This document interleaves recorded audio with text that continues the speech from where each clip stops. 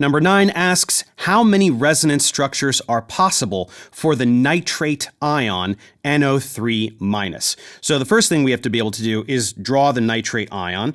We have nitrogen right there, and we know that we're going to be surrounded by 3 oxygen atoms. What is going to be the case is that we have to have a double bond to one of them and then single bonds to the others. And the way this works in terms of formal charge is that we've got minus charges on 2 of the O's and a plus charge on the central nitrogen atom. So the reason for this is that nitrogen has 5 valence electrons, but it is only showing 4 in this particular Lewis structure. 4 is 1 less than 5, 1 fewer negatively charged particles. That is going to have a formal positive charge. And then oxygen has 6 valence electrons, but here it is showing 7 because each of these has 3 lone pairs.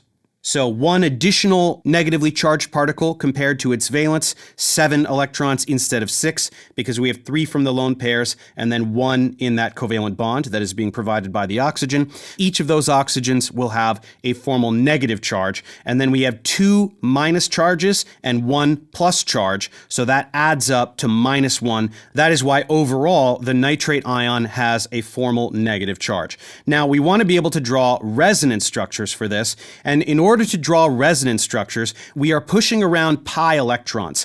Pi electrons are those that are present as lone pairs or in pi bonds. Now remember, in a double bond, one of the bonds is a sigma bond and the other is a pi bond. So wherever you have double bonds, one of those bonds is a pi bond, which means it could potentially be delocalized. And that is the case whenever we're looking at resonance structures. So let's draw some electron pushing arrows here.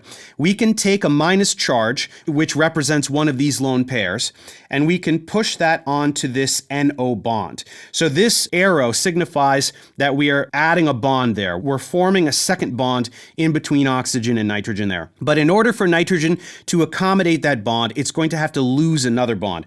So let's push that pi bond onto that oxygen atom. That will end up looking like this. We have produced a new double bond there. Nothing happened on that one there, and then here we now have just a single bond to oxygen with a minus charge because that pi bond ended up on the oxygen, so that oxygen gained an electron. Now we can do the same thing over here with that third oxygen. Let's go ahead and push that there, and then push this up onto that oxygen. That ends up giving us this. Now we've run out of possible resonance structures, and let's go ahead and put the plus charge on the nitrogen in both cases. The 3 possible resonance structures, again, we have nitrogen bound to 3 oxygen atoms, and we need a double bond to one of those oxygens, but it could be any of the 3 oxygens. We end up with 1 resonance structure with a double bond to that oxygen, another resonance structure with a double bond to that oxygen, and then a third resonance structure with a double bond to that oxygen. Those are the 3 possible resonance structures, so the answer is C, 3.